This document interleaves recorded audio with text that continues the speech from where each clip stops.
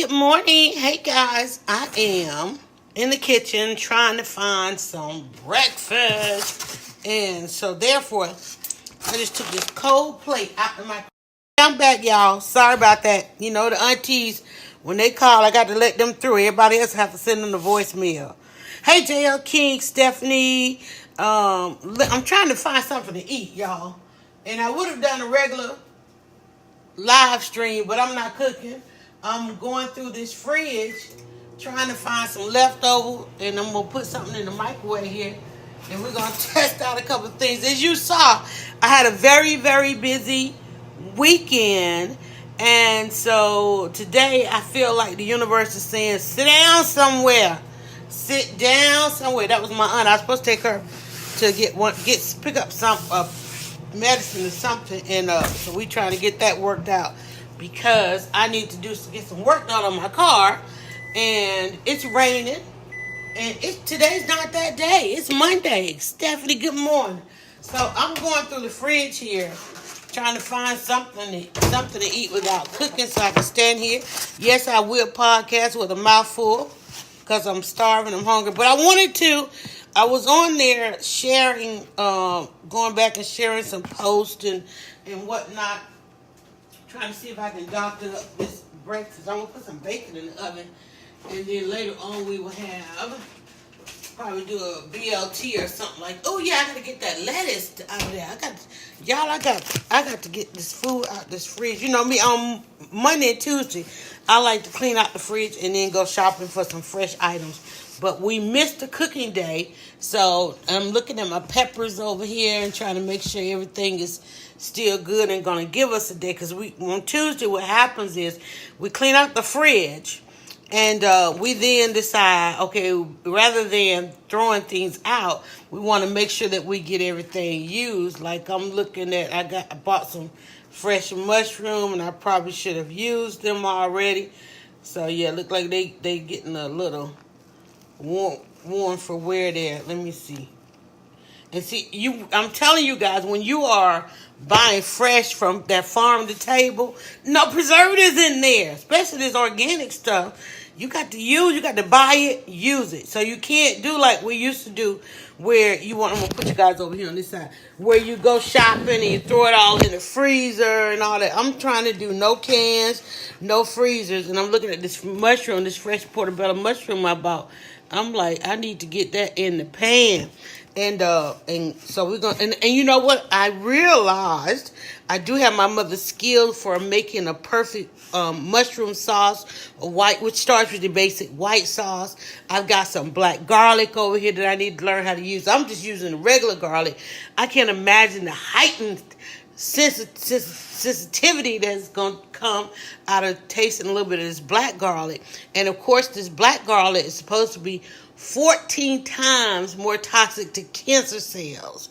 So I need to try and figure out how to get that. So we're going to get with Jason Hodge. And then also I bought some items, some recipe items. I want to try to make, now this ain't Wakanda, but I want to try to make a risotto. So I want to try that. But then we are going on Friday. Actually, when I was at the conference, I found that Afro-Vegan cookbook.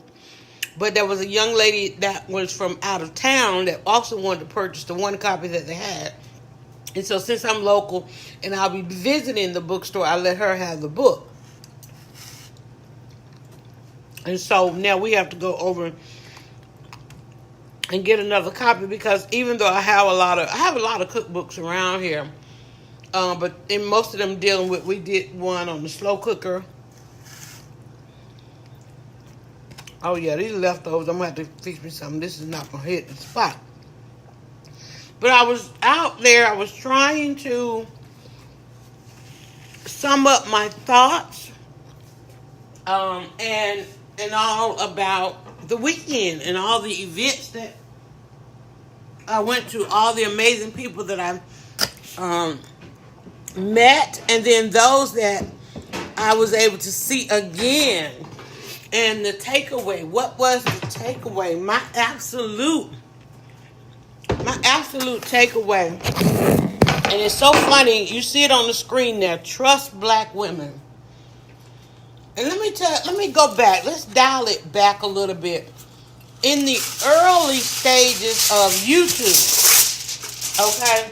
In the early stages of YouTube and search engines and so forth, probably around about the onset of Google. And when Google came, Google as a search engine kind of level. I'm putting some foil down, guys. I have to kind of explain what I'm doing because I know you guys can hear that. I'm putting some foil on this cookie sheet so that I can put this bacon on here.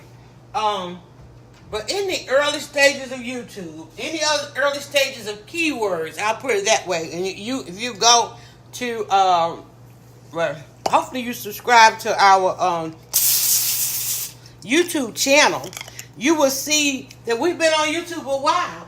In fact, Twitter told me just this morning when I like everybody else, woke up, grabbed my phone, opened up my Twitter because that's where a lot of the weekend activity was going on. Twitter said, hey, it's your Twitterversary. And I've been on Twitter for 10 years, y'all. Let's see, what was the name of the school teacher named Martha who wrote the books? Go to the YouTube channel. That whole interview is there that we did with her. Martha Ward Plowden, Plowden, Martha Ward Plowden. And she has every essence of degrees that are out there, and she's written these books, and she has a book on, man, this is some thick cut bacon. She had every book on. She had a book of what was it? Accomplished Black Women, Black Women First, who were the first. She had a book on Black women who were the first everything, and then she had one that was on travel and all these different destinations. And she had little workbooks and things to go with that. I won't need but 3 of these. Like, these bacon slices are thick. So that was an interesting find to run into her. And one of the things I said, and one of the reasons that I have this Ain't That Book Club, is because even when we go to events like that, some of the books that I enjoy the most, I've gotten them at conferences. Because, when you think about it, those are the ones that pertain to the people who are participating in the conference. Or that's when you really find your unique books, as opposed to, going into the bookstores all the time.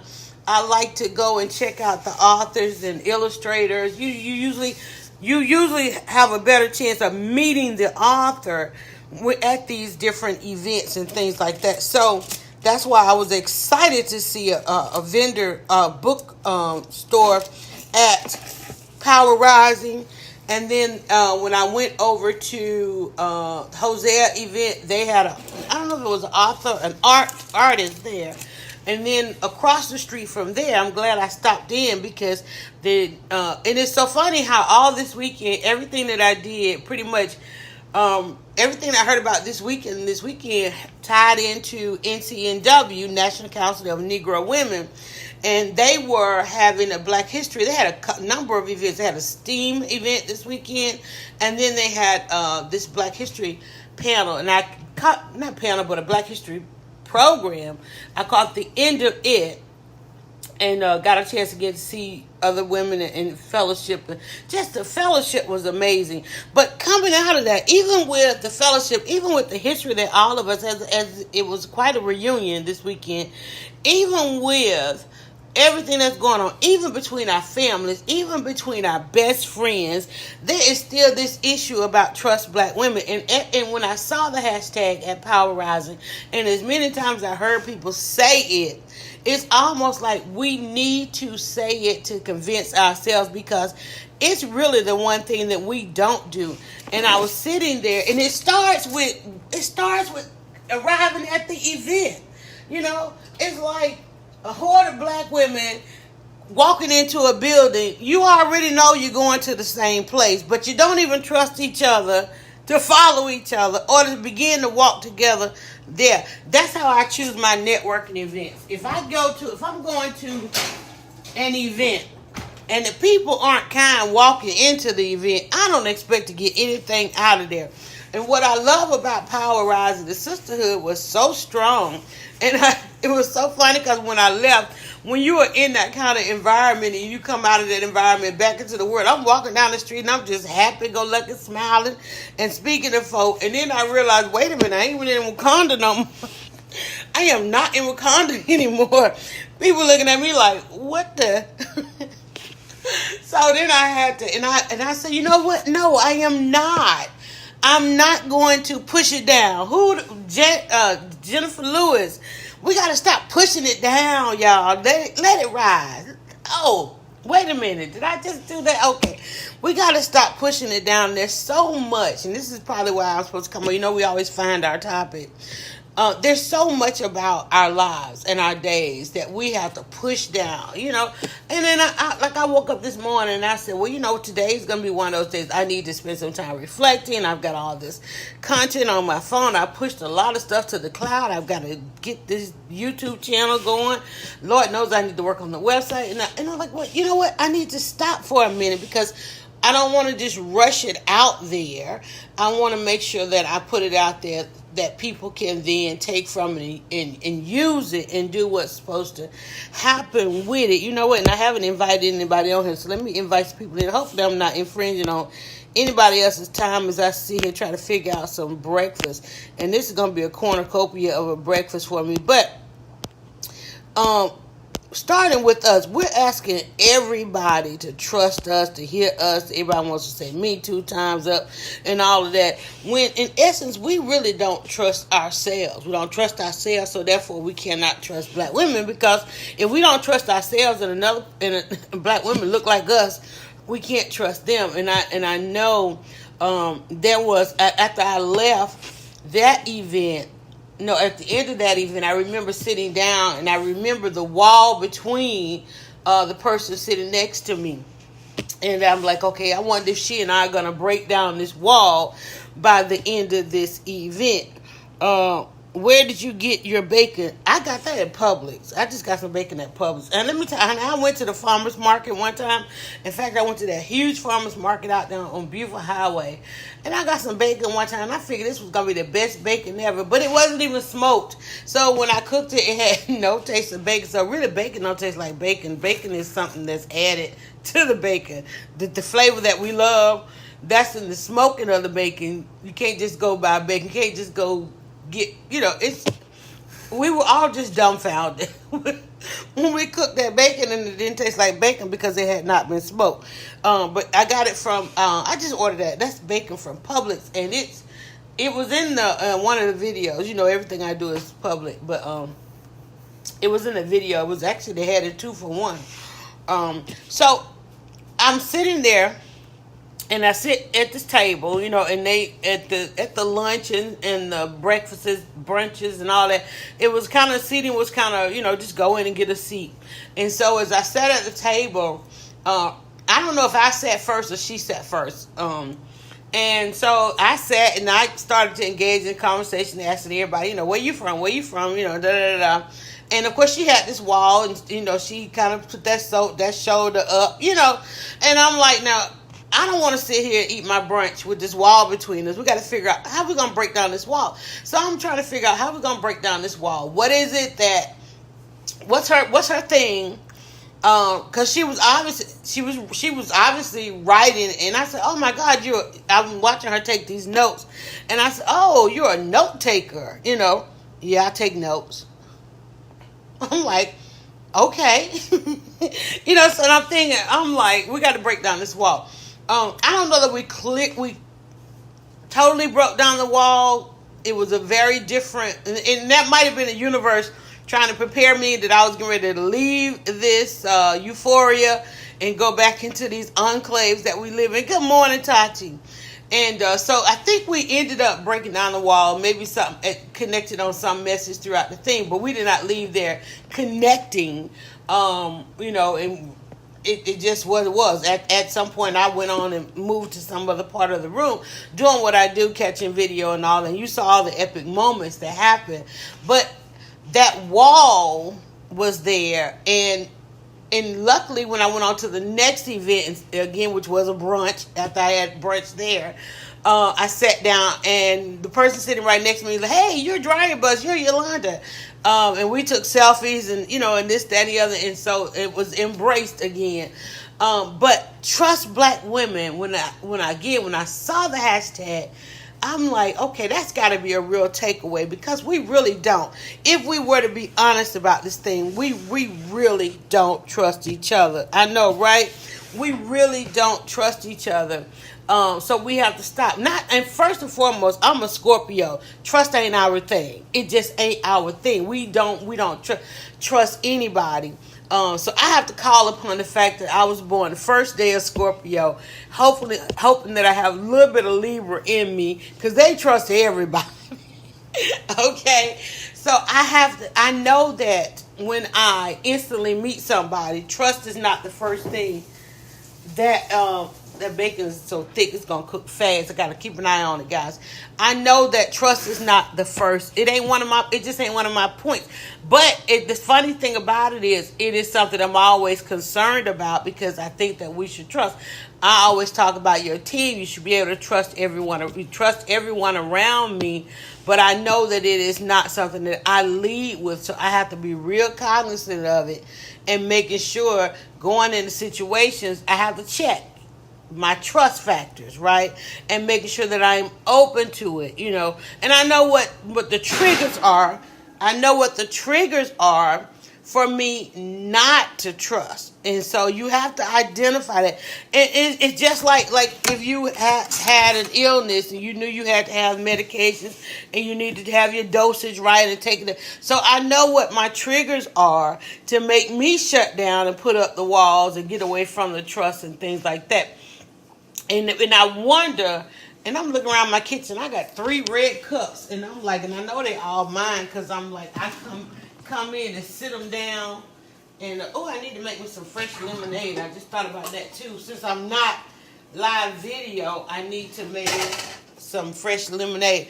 But so, in order to trust black women, because soon you try to have that conversation, it's just like the buy black and the support black business conversation. People go, but this, but that, but that. So when you see trust black women, how well do you receive that? What are some of the things that come to mind, like right away? What are some of the things that come to mind, like right away? And usually it'll be those things why you don't trust them. Some people might say they're super emotional. When in the very early ages of audio, video, chat rooms, there used to be this guy. His name was James, but his username was Dr. Samaj, which we finally figured out that Samaj is James Bell backwards. Okay, and so he had this thing. Oh my God, he was so upset because in his youth, now mind you, he was pretty old during this time of giving us women this lesson. It was a lesson he taught each and every day he came online, and we would sit in his room. He'd had the best chat room. We hang out in there. But somewhere in his youth as a young man and dealing with black women, and I say to this day that Will Smith is traumatized by black women, because he does not have us in his movies anymore. And I think he's traumatized by what's the lady's name that played the mom? I forget her name. I'm sorry. The one that played the first mom on Fresh Prince. Dealing with her, I think it traumatized Will Smith. But so Dr. Samaj would always talk about this very early on interaction he had with a black woman who got loud with him in public. He was trying to go on a date, and she was, not the right one to take to certain places. Okay, and so they had an altercation or interaction. It became an altercation, and he ended up getting. I don't know if he got arrested or just his thing was black women just don't bring that kind of attention when you have to deal with a black man. Wait till you get home to correct him or do this, that, and the other. Right? Yes, I have challenges trusting people. It's a Scorpio thing, but we have to figure out how to get around it, because we have so much, we contribute so much. We got to work with people, so we got to trust. So Dr. Samaj had that thing about black women, and apparently he thought only black women did. And I said, well, you know what? When you come to the conversation and you talk about the stuff that only black women do, it's not that only black women do. It's just that you only deal with black women. And if you only deal with black women, then yeah, that's going to be your peripheral is what black women say, what black women do, how black women look, what, and all that. And I understand. I love that you only checking for us, but we got to stop thinking that, because these traits, a lot of traits that we hold each other to, they're traits that are germane to the entire society, okay? You only see it, or you only feel the emotions of it when it's a person that looks like you. That emotion thing drives a lot of what we will and will not tolerate. And somebody looking like us has a lot to do with what we will and what we will not tolerate, because you can see it in somebody else, and because they don't look like you, they're not connected to you in any way, skin folk, kinfolk, and all that kind of stuff. It looks entirely different. It doesn't impact you. But because we feel like we tribe up, I don't think we're the only ones that do it. We just feel like it is a representation of us if the person looks like us. So, I'm going to turn my thing off for my, this bacon is doing something, honey. All right, so, it's just a thing. Let's see, that's like saying only black men don't pull that weight. Exactly. Janet Hoover, that's right, Janet Hoover. And, and I think, and I don't want to say she traumatized Will, I want to say the proper people not intervening in their situation traumatized them both, because when you hear her talk about that situation, she goes right back into that trauma zone. He doesn't really speak on it a lot, but not speaking on it a lot means you're still in the trauma zone. You ain't just really if it ain't been dealt with, because we see the signs of it not being dealt with, and that's the fact that there ain't no black women in his movies. He ain't casting black women. That's another way of dealing with it, right? Because I want to support Will Smith, but I'm just not. If you're not gonna have us in the movie, which is why I love Collateral Beauty, because he had a black wife, and we hadn't seen a black woman since he did what? He had Nia Long in one movie. He had Vivica Fox. Hopefully Vivica didn't traumatize him. And then that was it. That was the end of it. And then he went the other way. And then the last couple of movies, he was the only man on earth. And then he had a son. I'm like, how do you have a son when there's no women in the movie, right? So trust black women. Going into this conference and walking in there and seeing all these women, there was a trust issue. There was a whole lot of trust issues going on there, because there were certain people, there were certain cities that weren't represented. If people in Atlanta were like, how did Atlanta, all these women in Atlanta that participated didn't really tell Atlanta. Nobody knew. I really walked in. I had not heard about it. I had not seen it anywhere. And that's partly my fault because of the whole trust black women. I have not been, and I don't know if it's Facebook. I could point the blame somewhere else, but I can say that I didn't see it in my timeline, and we know that we're not in total control of our timeline unless we specifically are going and checking for these sources. And I had not been in the moment of checking for those sources. I'm not going to search for any other excuses on that, because these are very, very known organizations that I know of, and the people. I knew half the people that were there that were participating, and we just still wonder, when a lot of them were not in Atlanta anymore, and one of the reasons they chose Atlanta, because Atlanta is that city, right? But at the same time, there was some trust issues. So their takeaway to bring to the conference, our takeaway to take away from the conference, was trust black women. And every time I say it, I feel, and almost, I don't want to say an aversion to it. It sounds like something that I would have to, I'm trying to figure out the word. It's not just rolling off my tongue. It's odd. I feel odd about it, even when I think about all that I do, that I went there to tell the story of. And you know why? And let me get back. This is why. Because in the 16 years of creating content for Dryer Buzz, the hardest story that I have had to tell, and still to this day can't tell it if I ask permission.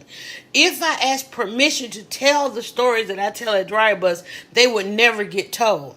So my apprehension is the word I'm looking for. My apprehension to trusting black women is some of the black women don't act like black women. That wall of doubt. You know, remember the movie Doubt? That wall of doubt is there between us, and we got to stop ignoring it. You know, we got to stop acting like sisterhood, because there was another hashtag that came out of this through one of the sessions. And Tachi, hopefully I want you to watch that session, the session with Erica Alexander. I did it live. And it was called The Image of Women in Pop Culture, Image of Black Women in Pop Culture and Media.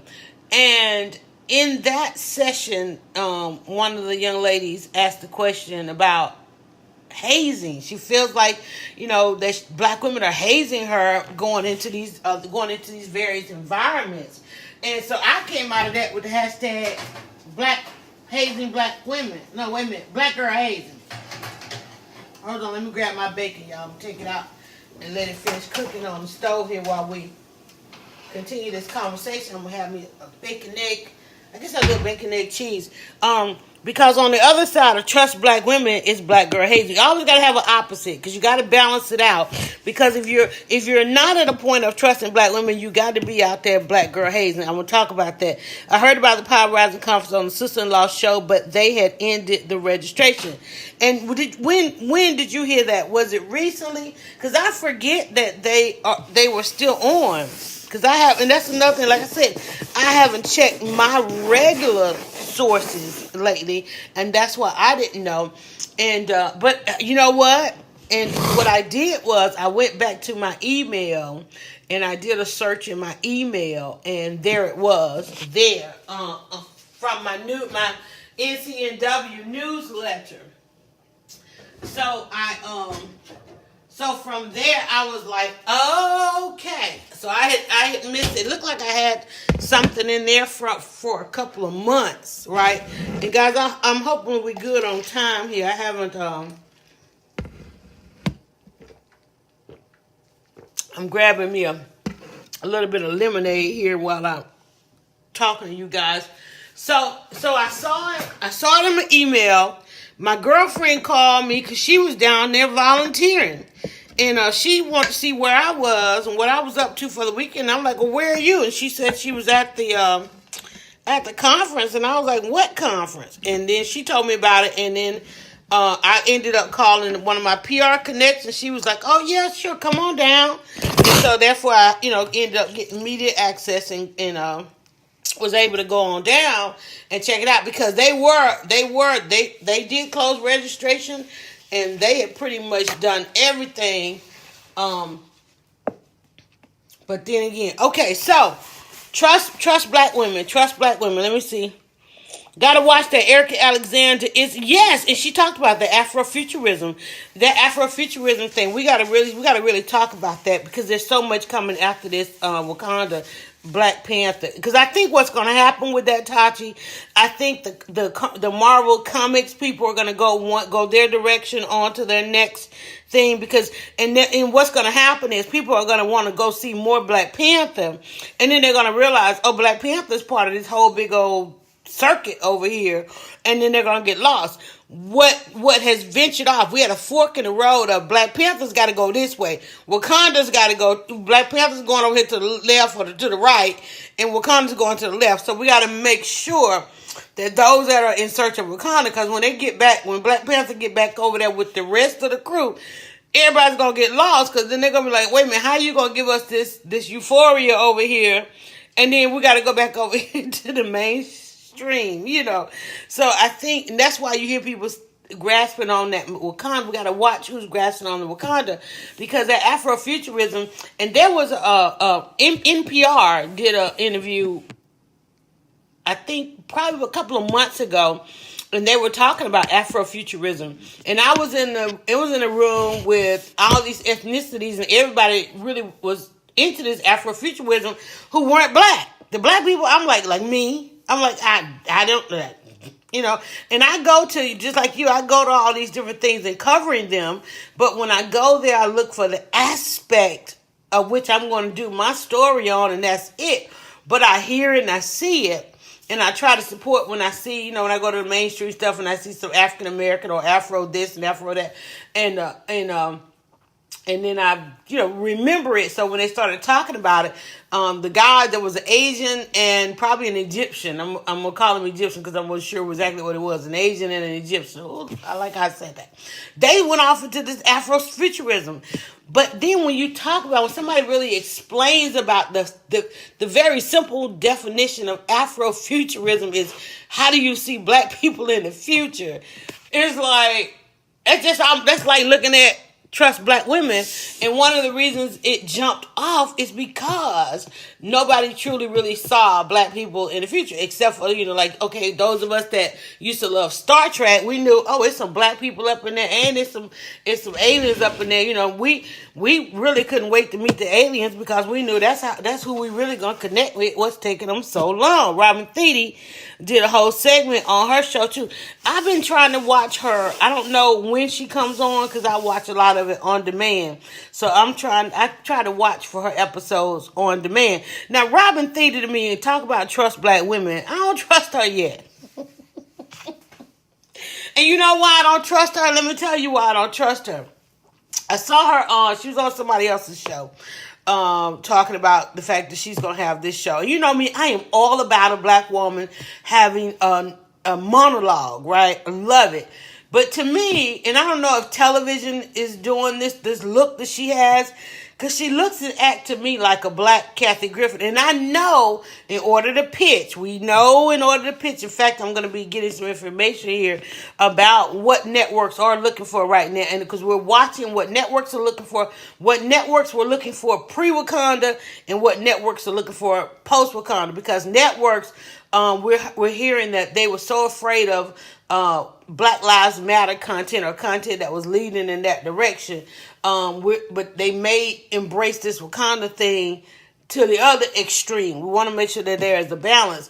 And so we're going to be, I'm going to get with somebody here shortly and look at if the dictates change between what networks wanted pre-Wakanda and what networks are wanting post-Wakanda, because it was a very thin line as to what could get through. So we know that, you know, while we know what we need, we know what we want to see, we know what we want to support, we know what has worked for us, and we know the impact that television shows and radio shows and all these forms of media have on our life. We know that 20 years later, you know, we see the results of what we watch. 20 years later, that wig, yes.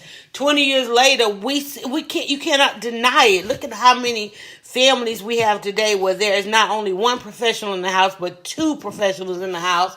And the kids are, you know, we're on the third and fourth generation college graduates and this, that, and the other. So what we need to see is, because we saw a drastic change in media, we saw a drastic change in music, and now we have the results of that. And now we need to figure out how to turn that back around. And yes, it's going to come down to the numbers, and yes, it's going to come down to the dollars, because, you know, if it don't make them dollars, then they're just not going to invest in it. And we still not, by and large, on that initial investment phase. We're still good as consumers. You can come get $1. You can come and get $1, but we're not taking that dollar, adding 50 cents to it, and putting that in at the beginning. When we get to that point, then we can really say, I always tell when I meet with black businesses or entrepreneurs and so forth, you know, and they always want to know, how can I change the world? You change the world through advertising. You know, you walk up in a radio station. Hey, David Neely. Yes. Okay, now I got you. I'm trying to. You walk up in a radio station, and I did this myself. Walk up in a radio station and try to get an interview about your business. You're not going to get it. Walk up in a radio station, tell them you want to buy some advertising. Not only do you get the time that you, based on the money you spend, but you can also direct the content. You can say to them then, hey there, I don't want this kind of content played around my spot, right? Because you notice in all of the quote unquote boycotts and things like that, people say we're not gonna go after them, we're gonna go after their advertisers. That's how you get those changes in that. So, we have to figure out a better way to do that. The podcast that I put out there gave another spin and kind of basically on the Monique situation, talking with Janice Mathis, who's the executive director over the National Council of Negro Women, NCNW. She's also did 20 some years as vice president of Rainbow Push with Jesse Jackson and so forth. And she talked about looking at, because Erica Alexander actually brought up Jesse Jackson as far as the whole boycott thing. And she said the difference with the way Monique did it was, and this is probably why people had a reaction to it. People think it's for personal gain, and that's the difference of it. And that's, again, comes back to trust black women, because what Monique has had to do after the fact is wait for these other people in the same situation as her to endorse or say that it's happened to them too, so that people, and here we are. Everybody keeps saying it's the messenger, shoot the messenger. We've been there before where something has happened to one person, but we know, we put them out there and they're going to tear them apart. Let's say, for instance, like Trayvon Martin, the situation with Trayvon Martin. And the issue is, in all of these cases, there's one issue. In every single one of these cases, there's one issue. There's a couple of other outlying things. But in the Trayvon Martin, what really hurt, was the issue of trusting a black woman. Putting his quote-unquote friend, best friend, confidant on the stand, and the way in which she represented the first day, it did hurt the case because, nobody trusts black women. But the real outline issue there is that our prosecutors in America are not in any kind of position to prosecute those who impact black life. Now, they can prosecute black life, but what they cannot do is defend black life. Because what the prosecutor has to do when the victim is black is they have to defend black life. And what we saw, what we weren't here's the thing. What we were not able to see, around the young lady, what we were not able to see and were not able to deal with in that case is the fact that the prosecution failed so badly in defending Trayvon's black life, right? Because we had this other distraction, and that came down to being able to trust her and, her not coming to the table. Nobody worked with her. Nobody really groomed her. Nobody said, hey, listen, this is the balance of this is in your hand. We need to be able to look at you and see the loss, not only the loss that his family felt, we need to see the loss that you felt because you were the last one connected to this young man. And so because we couldn't trust her, and she had all the signs of what we would not hold up as trustworthy, her language, her dialect, her skin tone, her color, her skin tone, her weight, all of those things that we in our society don't consider part of the status, we did not trust her. And then, and beyond all of that was her behavior, because even the way she looked, the way she talked, the way she sounded, her level of education, all of those things, there's something else that she could have done to gain our trust, to gain the jury's trust, right? And unfortunately, it's a lot of people feel like, you want me to sing, you want me to dance, and this kind of thing. But what we needed her to do beyond that was, let's not distract. Don't distract from what needs to happen here. And they were not able to do that. One, prosecutors were not able to do that because they didn't know how to connect with her anyway, right? But what the prosecution was not able to do was to get her not to distract from the case. Don't be a distraction of anything. And you don't want to tell a black woman don't be a distraction, because you don't want to have to tell a black woman anything for one thing. But, because otherwise she's going to get on the defense anyway, because you telling me you're trying to you want me to cover. There's a book out there called Covering, and covering means downplaying your disfavored traits. And as black people, and dealing with the shame that we have to deal with, and dealing with, the fact that we all feel like we all Wakanda, we all connected, we all tribe up, we downplay some of our traits that we feel are disfavored. I met with a young lady. Talk about a wall. Going to the third event I went to yesterday, I'm sitting next to a young woman. Now, first of all, I can't tell what her ethnicity is. She was, what's the word? Ambiguous, right? She was ambiguous. And I know I'm going to an event for National Council of Negro Women, but sometimes sponsors roll up. Sometimes, I'm like, okay, she kind of ambiguous. I can't tell what she was, but she was sitting next to somebody I needed to say something to. I don't know who I walked up on. Who was sitting in that chair? I sat down. Oh my God, who did I talk to? I didn't remember. Oh, the one, Photo Gria. I wanted to say hello to her, and she was sitting in the chair, next to the chair that I want to sit. So I sat down, and so the lady I was having a conversation with, we went on to have a conversation. She chimed in, and when the minute she chimed in, I heard her voice. I was like, okay, that's a sister. She's straight up sister, because usually the ones who are ambiguous in their look are more sister than anybody else. Cause they got to go over. What is it? They got to overcompensate for their sisterhood because they don't look like sisters, right? And so she and I started talking, and she was talking about being in the tech space, and it's still male dominated, and she was talking, I don't know, at Universe, okay, got us to talking, and she was explaining, obviously it's the weekend. She's got that Sunday anxiety because now she has to go back into this universe that she's in, where she is in charge of a team. She literally said, I have an all male team, all white men and Indian, I think she said, because it's a tech team, and they go around to various companies helping them deploy their apps and technology and things like that. And she's giving me, the spiel of what's going on with her in this environment. And I said, well, I'm going to tell you something. I said, 20 years ago, I was in that environment. And I said, it's heartbreaking to hear that you are still having some of the same results that I had. And I said, I know it's heartbreaking, but this is the weekend. And if you have not come away from that environment on your weekend and you can't let that go, I'm going to tell you how to let that go. And I said, let me tell you, I've been there. I was that one black face in that environment. I was that one black woman, and they feel like, oh, well, let's put the black woman in charge because, black women we reeling in, right? We can reel everybody else in.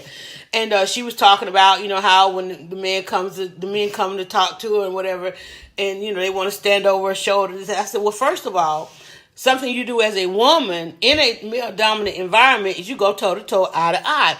Anybody comes into your space, you never sit, you always stand. I don't care what you're doing. The minute they approach you, you stand, stop what you're doing, stand up and go eye to eye. I said, and do it. The people who do it to you, I said, and in 2 weeks, they will stop. In 2 weeks, they will literally stop approaching you. Now, the most petty one gonna have you end up in HR. And I told about my story where the guy used to come, and I was taller than him, several inches taller than him, and he would come to my desk, with this machismo, and he would always ask me every day, how are you? And I said, hey, I'm fine. I'm wonderful, right? And he literally went to my superior, who was one of the presidents and partners in the company, and said, and every time I ask her how she's doing, I'm trying to connect with her, and every time I ask her how she's doing, she's always talking about she's fine and she's wonderful, and she can't be fine and wonderful every day.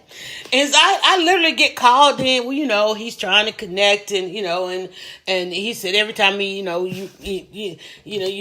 fine and wonderful. I said, now I know you did not call me. I said, don't ever call me into this office for no mess like this again.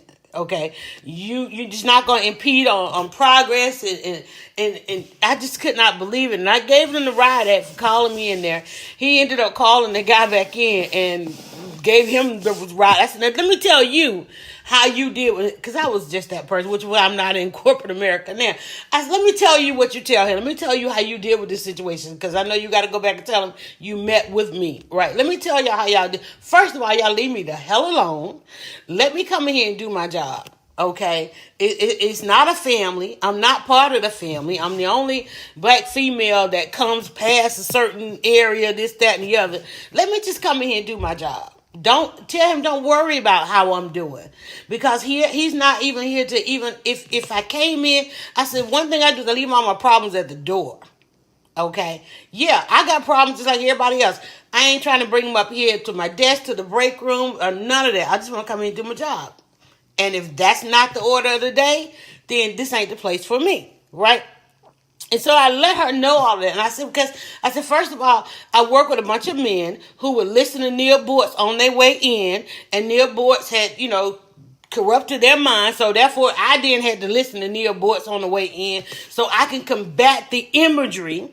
And I told him, I gave us some solutions. I said, listen, first of all, go over there and join Black Girls Golf so you can learn where the negotiations taking place and learn. She said, yeah, they talk about golf all the time. I said, at least go and learn. She said, well, I need the lingo. Go to Black Girls Golf so you can learn the lingo. I said, but every time they come in your office, to your desk, or any time in your space, never let them be above you. Always rise to where they are. Always stand up. And this is for women, period, right? Always get in your comfort. Don't fold your arms, because they'll cry about that shit, okay? Please, black women, never fold your arms. And I hate to have to tell you that. And I'm not trying to give you the talk, and I'm not trying to tell you what to do. I'm just saying, it is a war, and you got to be in your stance. So find something, hey, I just like to go toe to toe, eye to eye. All right. So after I told her that, and she was telling me a little bit more about her environment, but I just remember sitting down, and there was the wall, and I was like, and then I remember the hashtag trust black women, and young fellas, y'all tell your daughters that. Tell your daughters that, because that's the art of war. You got to always be ready, but it's about respectability. Anybody over your shoulder and standing over you, and when you hear the things that women say happen in those situations, and it's Sunday afternoon, she's at an amazing event. Why are you worried about the workplace? And I told her, you got to learn to leave it there. I said, you got to understand. And we talked about the fact that, hey, yeah, you can go in there and find millions of dollars, and you come back in the next day, you got to put out the fight.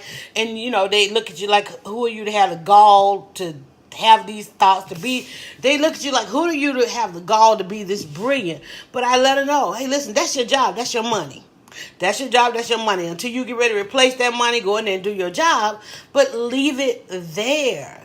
Leave it there. You at this amazing event. This is all about you. Let your happiness and your glory, your validation come from somewhere else. It's never going to come from that. Yes, you've aspired. You've got your education. You're successful. You got your suit, your purse, all of this stuff. I said, but find your happiness. You got the great job. You got the education. You got the shoes. I see the purse.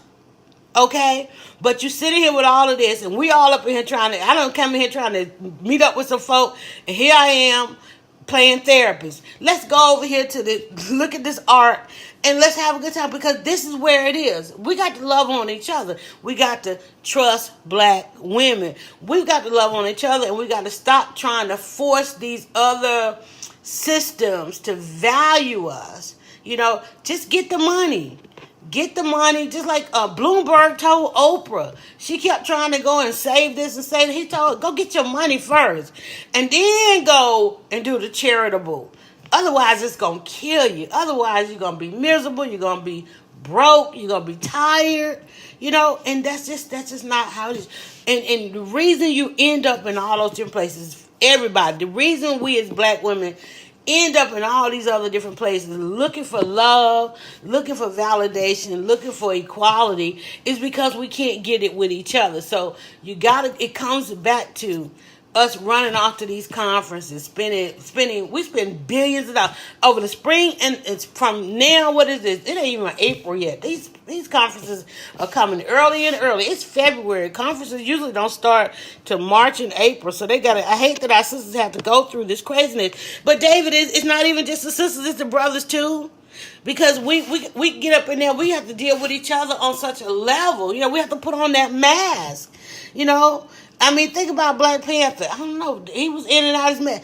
We have to put on that mask. And it used to be in the salons and the barbershops were really salons, barbershops, and church on Sunday were the only places we could really take that stuff off. But we never really unpacked it. What I loved about this conference this weekend, I'm almost afraid to go to another one because another one might undo the magic. Like I said, I had all these events yesterday, and I'm like, I don't know which ones to go to and which not to go to because I don't want to undo this magic. But we've got to make sure that we get to places where we can truly be ourselves and take those masks off. And the only places we used to do it was the church on Sundays. And just imagine the anxieties that came. And we have anxieties now. We pretty much good.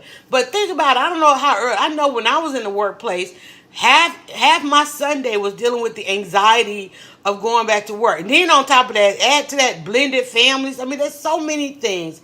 And what I loved about, I was going to say this, what I loved about being at this conference, it was about unpacking all of these things. Somebody said it so succinctly in one of the panels. We got to unpack these bags, right? Because what happens is on Sunday, we just start putting them on. Back one after another. We just start putting them all back on. Oh, you got to do this. You got to wear that. You got to make sure you got this, that, and the other. And all of it has to do with the status symbols. What it gives us status. And one of the things that I have said about us is, and when I talk to my entrepreneurs, like I saw Zakia come in. When I talk to my entrepreneurs about these products, everyone wants to know, what's the hot, how do you sell? How do you turn your followers into customers, all that? You got to create status. Every product out there comes with status. In fact, there was a video, I don't know if it was real or what, but there was a video circulating on Facebook, and I know I saved it. It talked about selling to black people and why selling to black people is totally different than everybody else. There's one reason, and you know what? Now that I look at it, because you think about black people set the trends. So if this was the way to sell to black people 50 years ago, it's the way to sell to everybody today, right? Because in the thing said that, black people buy based on status. The product has to create status. Black people are 50 years ago, it said this, that black people were bought by brand. Everybody else, if they needed something, they just got it. It wasn't about a brand. It wasn't about this, that, and the other. Even though they could, other cultures could afford a certain quality of it, or what they purchased it because it was made by somebody that looked like them. Black people, as long as it created status, this is why you could go through a neighborhood and everybody had the same kind of car, same patio furniture, same bars on the windows, that was a joke, I'm sorry, but that did become a thing. Everybody had the plastic on the couch, it's the reason why we all talk about the big fork and the big knife, big fork and spoon in the kitchen, or all these things, because it was a status and it was a brand. It's the reason why there's a lot of things that we say that we call items by their brands. Like I put on a coat the other day. Now, I got the coat for free because I live streamed in the venue, in the store, right? A friend of mine was lunching PR in the area. She said, "Hey, listen, come and help me out with this. Come do a live stream." And I was like, "Okay, I'll do a live stream. In exchange, I get to shop." In exchange. And so I had a budget, and I wanted a red coat. Okay, so I'm looking at the red coat hanging over here right now. I done had the red coat in the closet for probably 2 years now. I put it on that one cold day we had, and my daughter go, "Mom, that's a Michael Kors?" And I'm like, "Hell, I don't know." And she said, "Mom, I'm telling you, that's a Michael Kors." I'm like, "Okay, it's a red coat." I wanted a red coat. I wore red that year. Wore red and black that year. I bought a red coat and some red boots. She said, "Mom, that's Michael Kors." And that was a status symbol. And I was wondering whenever I would wear the coat, it would get a lot of attention. I thought people just liked the red. I didn't know they would look. I'm like, really? You mean tell me people are checking out my zipper and something that was on the sleeve? I'm not a brand person. Okay, because most of my money, most of my status is spent on my technology, right? I buy technology, tech stuff. I don't buy the shoes, the purses, the wardrobe. I'm in media. Everything I have is black. I put on a black pair of pants, some black shoes, black shirt, because when I go, if I'm photographing something, I have to blend in, right? Or not, I have to blend out. I can't be seen. You have to be invisible.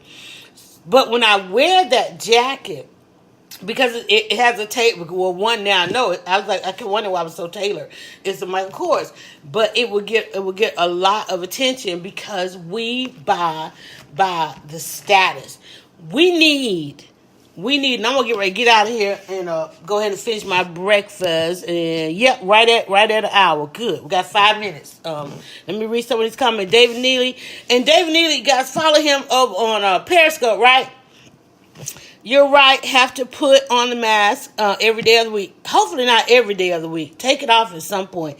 I am one of 3 black people in my office. Exactly true. And you were all up in Wakanda.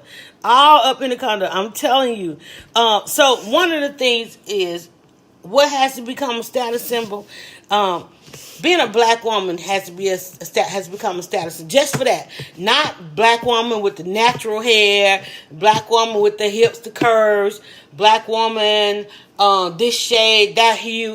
Just being a black woman. Being a black woman and trust black women. We've got to trust black women. And I know I'm going to take it and run with it. And I started out the year looking for the directions that I wanted to go, things that I wanted to blog on. And I want to be able to put out there, like I put a podcast out there today, and I just said, trust black women, start with NCNW, and then there was an interview with Janice Mathis. I don't want to have to put Chachi. I don't want to have to put something salacious on there. I don't want to have to start it from a negative point. I don't want to have to say what's wrong in order to get you to listen to what's right.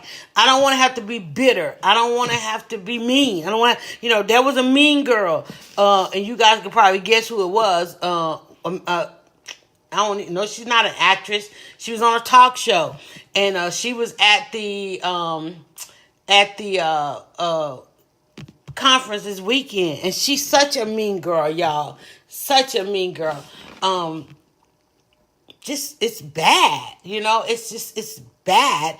And then when I see her around these other women trying to placate to them, and she don't even know that everybody, I think she got to know everybody knows it. And I think that's probably why she tries to get in the mix of this, because, she's trying to come back off of that. And another one asked me about reading somebody's book.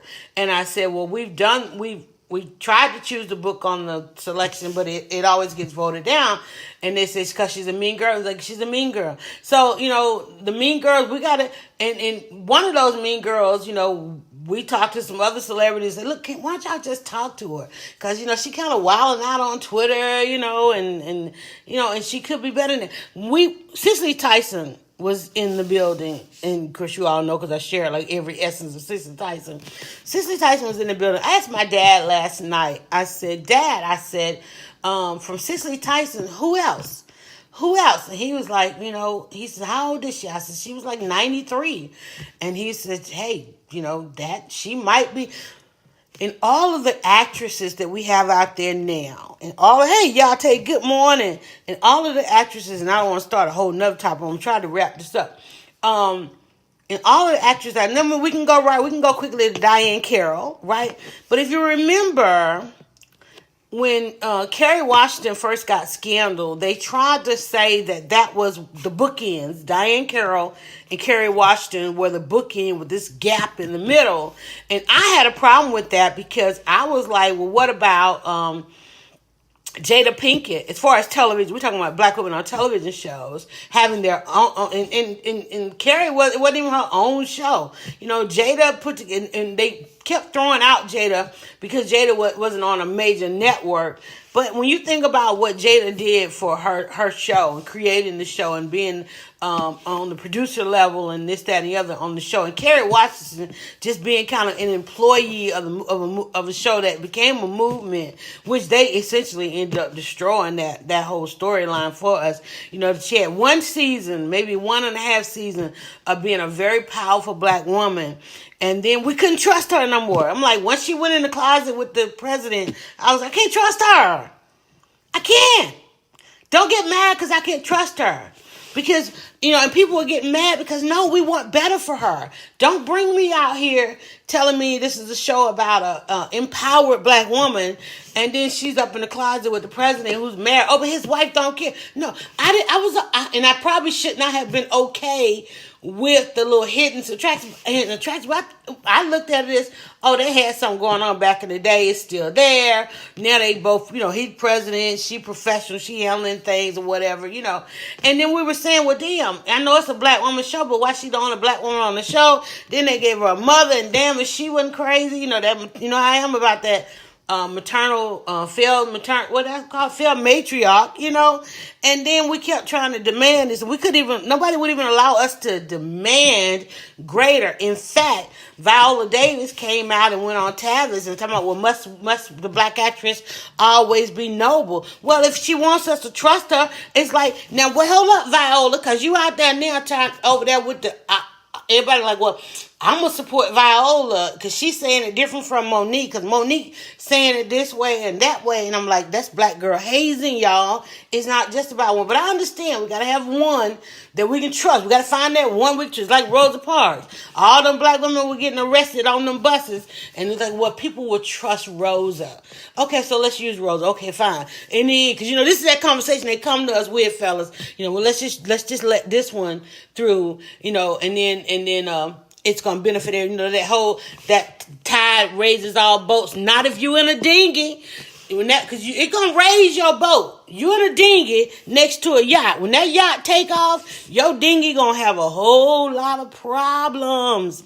Okay? Obama came in there with that. I told him, like, bruh, stop saying that. Stop saying that out loud. Because if I'm in a dinghy or a canoe and I'm next to the yacht, that tide, it's going to raise us all. But when they kick in all their engines and pull off, I'm going to be in a world of trouble trying to stay afloat, right?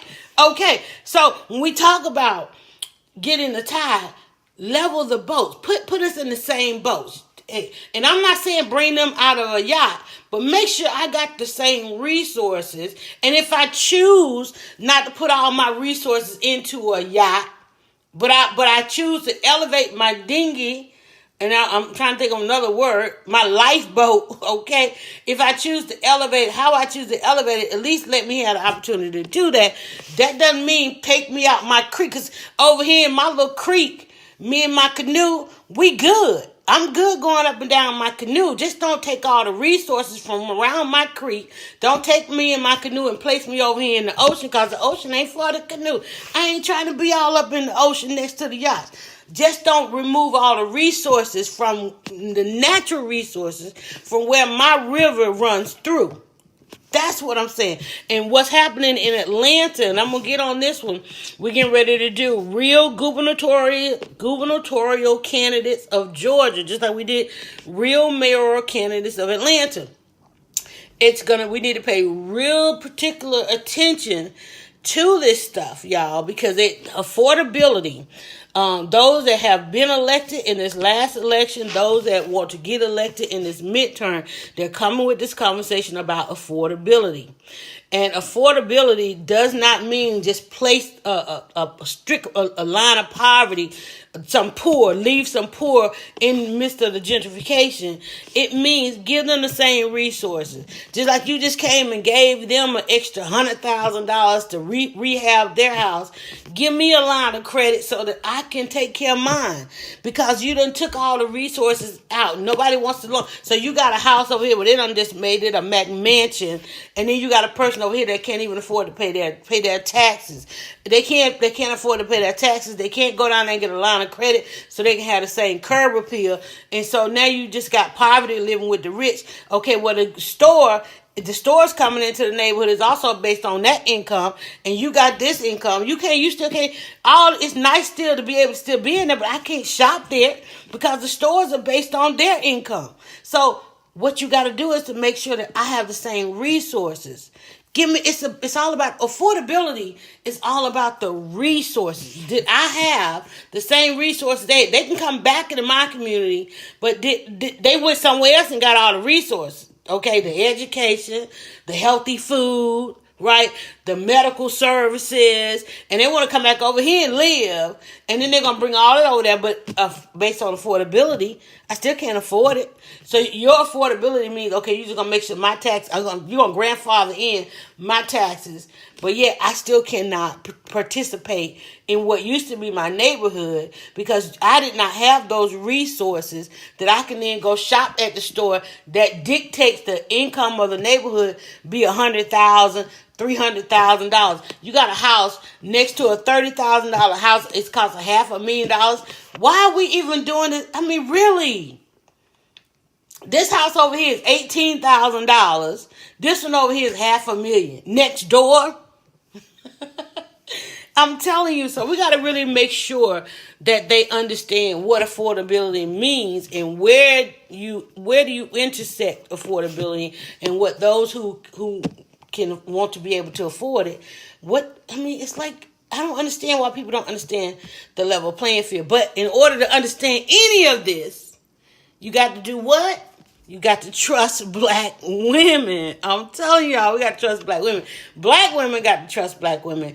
There is a wall between us ladies, and we got to get rid of some of these statuses. Okay, curl pattern. Okay, all my curl pattern people out there. We got to get. It makes no sense at all. I'm telling you, but they are getting elected based on it not making any sense because they done put it. They put it on a flip chart, a dry erase board. A hashtag, they figure it gets them elected. It gets them elected because talk gets you elected. Let me tell you something. Action ain't never got nobody elected because getting elected is all about promises. And the minute they get elected, they don't live up to any of those promises. And we don't even worry about what they're doing. We just look, hey, I like the way that looks. I like the way that sounds, And nobody said, I like the results of it. How many times have you ever heard, I like the outcome? And that's what I want to be. I want to be able to say, I like the results of that. I like the outcome to that. That's what I want to say. And right now, we're getting ready in this state, get heated. We get a heated gubernatorial election because on the Democrat side, while these two women really need to go head to head, they trying to play nice because one may have to support the other. Hopes and promises. You get elected on hopes and promises. You don't get elected on outcomes. You do not get elected on outcomes because a lot of times, unless there's an incumbent, and then they just get elected because, hell, don't nobody want to put nobody else in there. But, hey. All right, so think about it. Think about it today. I want you to do this for me. I want you to just say it out loud. Trust black women. And then I want you to wait and see the reaction of your body, the reaction of your emotion, the reaction. Did you go right to the trust part, or can you clearly see where the doubt? Where is your doubt factors in trust black women? Do you immediately hear yourself? I almost want to say, but, or except, or if, all of that, what that conjunction, junction, what's your function? No, all of that, take that off. And just put that exclamation point on there. Trust black women. If, as Cicely Tyson said, if it makes your skin tingle, you got it. If something in your belly churns, we got to figure because that's a trigger. You want to say, trust black women, except, trust black women if, trust black women when, trust black women tomorrow. No. It's just that. Trust black, when you scroll down your timeline, when you see a bit of information, can you simply say, trust black, you look at that and say, trust black women. Oh no, this one too?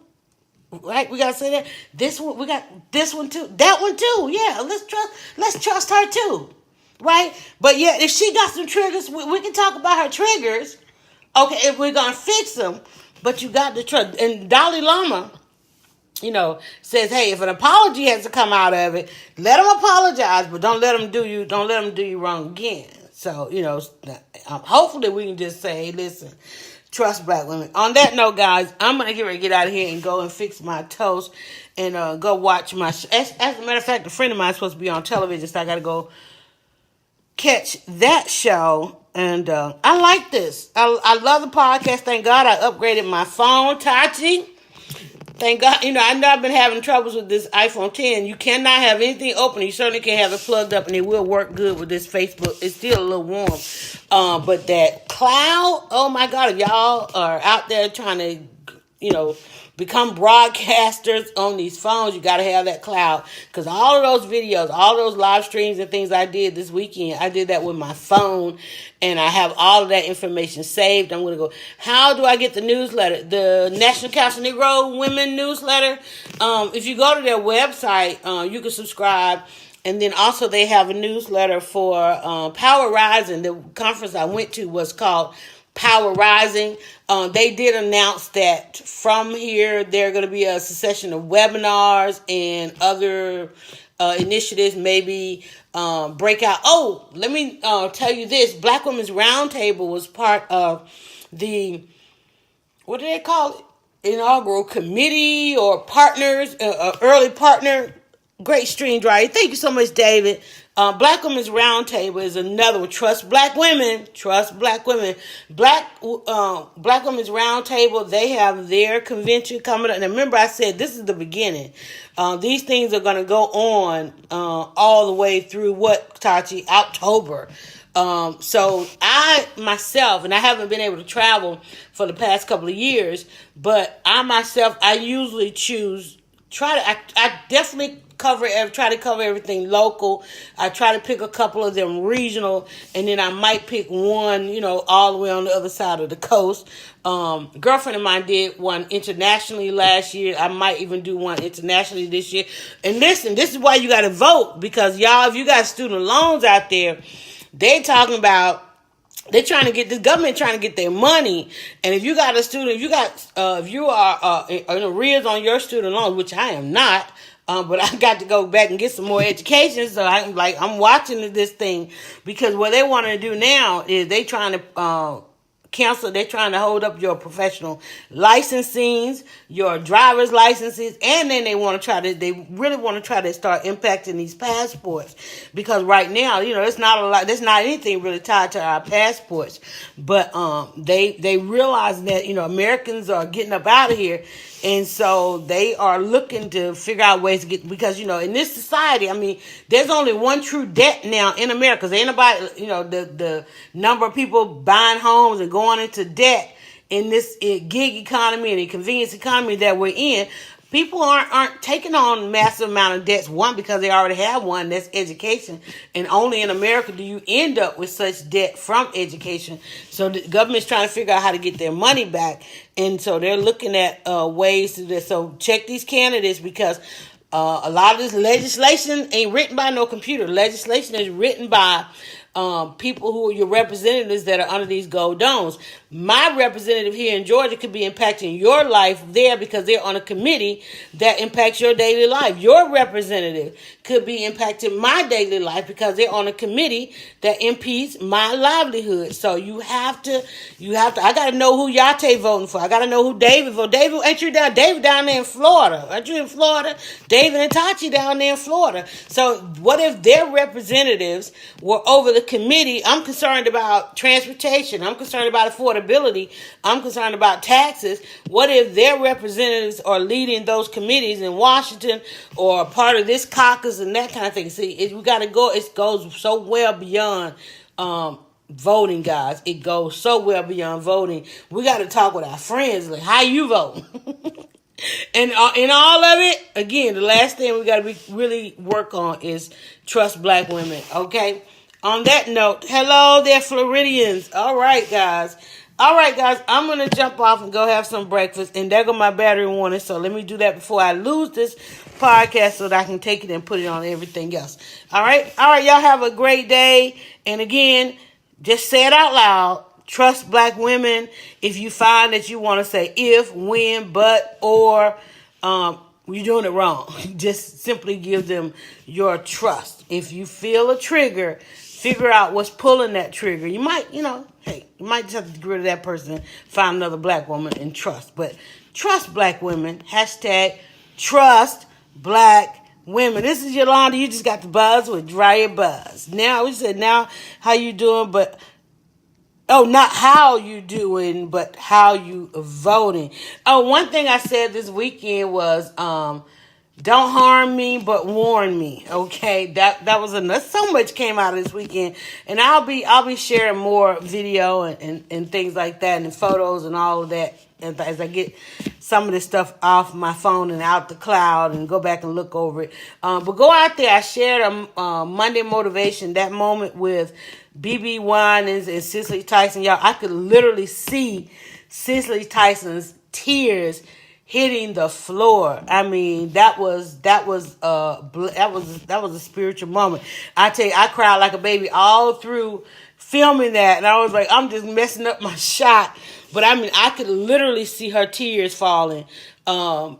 And I was like, that let him use you. Let him use you. So that's my Monday motivation. And there's no way you can listen to that song through the rain, through the pain, through the storm. Just stand. Just stand. And while you're standing, trust black women. All right, guys. Bye. Yolanda Dryer Buzz. Don't harm me. Stop, Yate. Bye. Yate is an amazing scribe. All right. Filter the entire internet for all this good stuff and binge on Buzz with Dryer Buzz.